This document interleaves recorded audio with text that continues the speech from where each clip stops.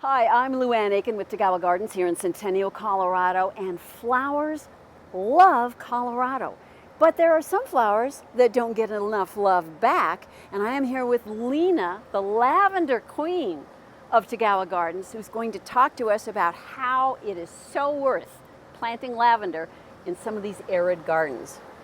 Thanks, Luann. Yes, lavenders are very much underloved in Colorado. They grow beautifully in the Denver metro area, the Front Range, and believe it or not, the Western Slope. They love the Western Slope. So I have some of my favorite ones here, and the perennial varieties that actually do really well here. Going to survive the winter with just a little extra care. That's right, and really not that much care. There are certain things that they absolutely love. They must have at least 6 hours of direct sun. No negotiating that. No, 6 hours minimum, more is more. It's more just is better. great. Yes, right. It is better. They also like a very well-drained soil. So if you have a very heavy clay soil and it drains down to the bottom, that is not an area to put lavender. You have to put it at the top of a berm or on a slope, but a soil that is friable and loose and free draining.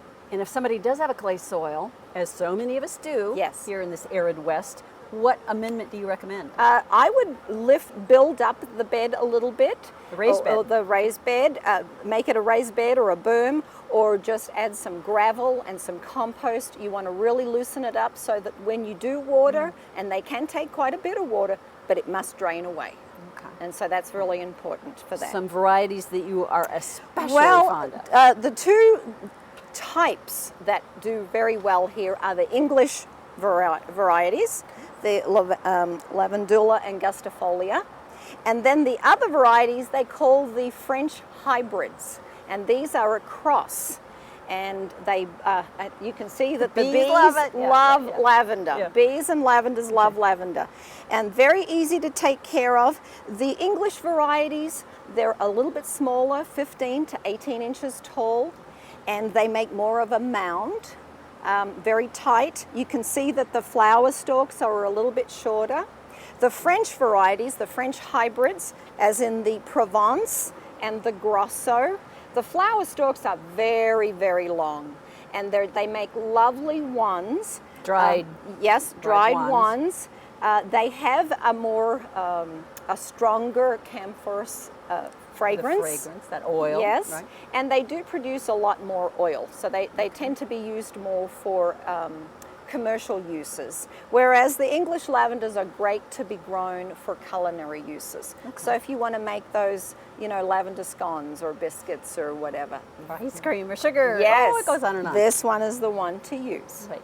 People need, I think, to pay really close attention to some of the tags that are on these, because that will tell you hopefully, will tell you whether this is one that can survive our winters. Right. We'll tell you how high it gets, how wide it gets. So Yes. I know you are a big believer in save the tags. I am. Either bury it in the ground next to the plant upside down so it doesn't break and disintegrate, or put it in a book.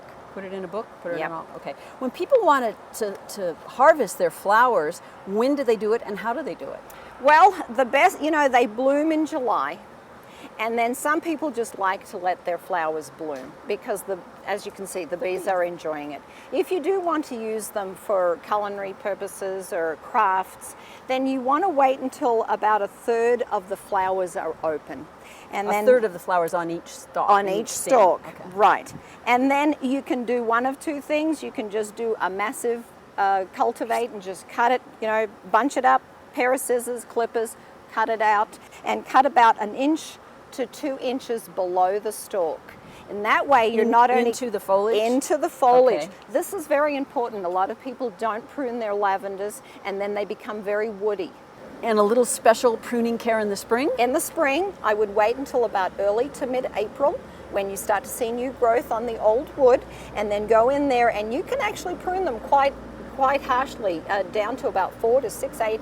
So in there somewhere? 4 to 8 inches above the ground. Okay. I take electric shears. And I really cut all that old stuff out of there. Tough love. And then, yes, it is tough. And then it comes back, and that's how you keep them nice and tight and just green rather than woody. And flowery, and Yes, the bees and love lovely. it. And you too can have sachets or lavender ice cream, lavender sugar cookies. It's a great plant. It loves this kind of semi-arid high desert. It does. And we can help you here at Tagawa's. We have all kinds of information. There is one point I wanted to touch on. What about the lavenders that are not hardy here?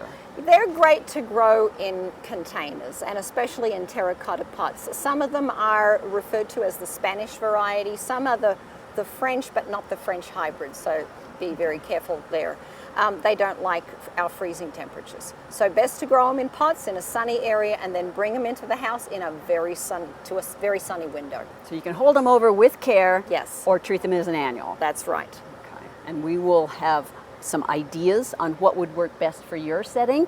Lina can answer your questions. A lot of the folks here at Tagawa's love lavender. In fact, just about everybody. We love lavender. Love lavender. It is an underused, underloved, underappreciated plant, so you need to help us fix that. Come see us at Tagawa's. We would be happy to help you be green and grow.